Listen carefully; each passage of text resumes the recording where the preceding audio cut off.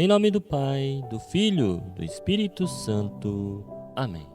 Queridos irmãos e irmãs, que a paz de nosso Senhor Jesus Cristo e a fé de nossa Mãe estejam conosco.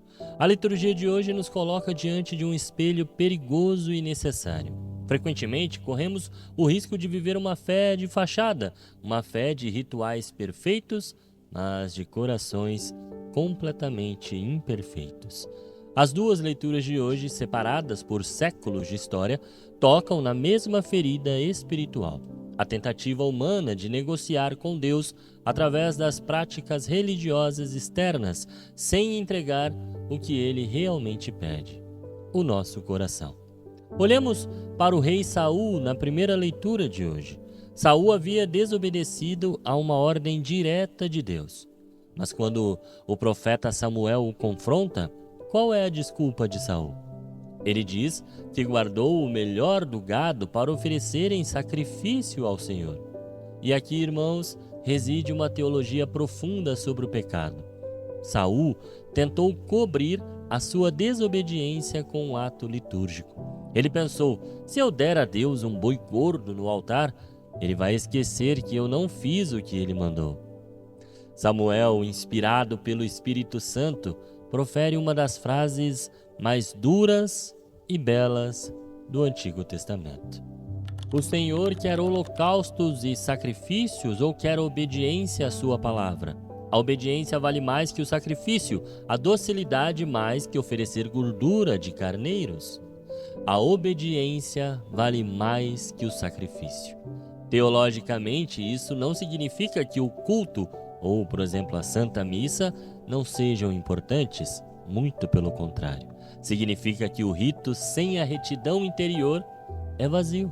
São Tomás de Aquino nos ensina que a virtude da religião, ou seja, o culto, deve ser ordenada pela virtude da obediência.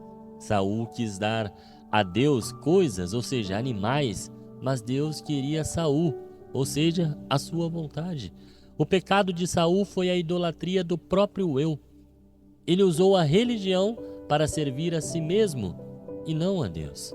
E isso, queridos, nos leva então a nos perguntar no dia de hoje: quantas vezes fazemos muitas coisas na igreja, participamos de pastorais, rezamos o terço, mas no fundo não obedecemos a Deus no perdão ao irmão, na honestidade nos negócios ou então na castidade?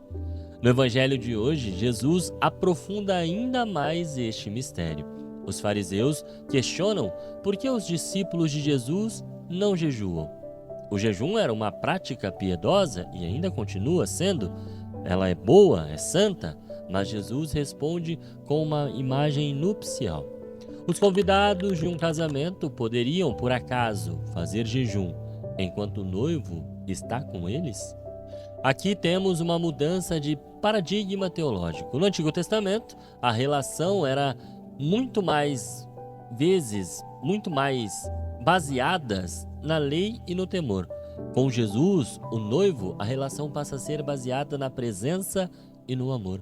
Jesus não está abolindo o jejum. A própria Igreja Católica mantém o jejum em dias específicos, em toda sexta-feira do ano, o jejum de carne, mas ele está resignificando o jejum.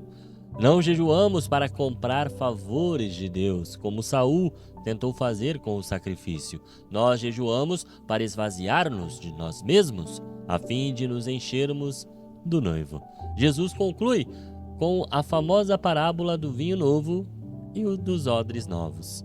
O vinho novo é a graça do Espírito Santo, é o Evangelho, é o sangue de Cristo Jesus, é algo vivo que fermenta e que expande, que tem força.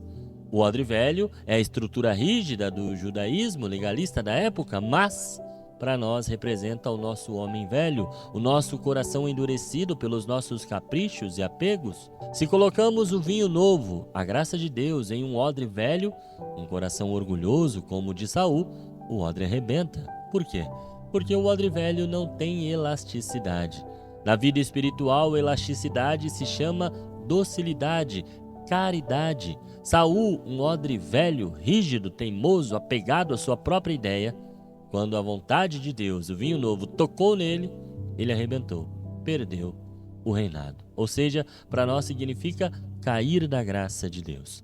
Jesus está nos dizendo: eu te quero dar uma vida nova, mas você não recebe. Você se mantém nos odres velhos, nos velhos esquemas de pecado, de rancor, de aparência. Você ainda mantém a sua vontade pecaminosa sobre a vontade de Deus. Portanto, a mensagem de hoje é um convite à autenticidade, queridos. A roupa nova que Jesus fala não é aceita por remendos. Ela não vai aceitar jamais que nós remendamos em roupa velha.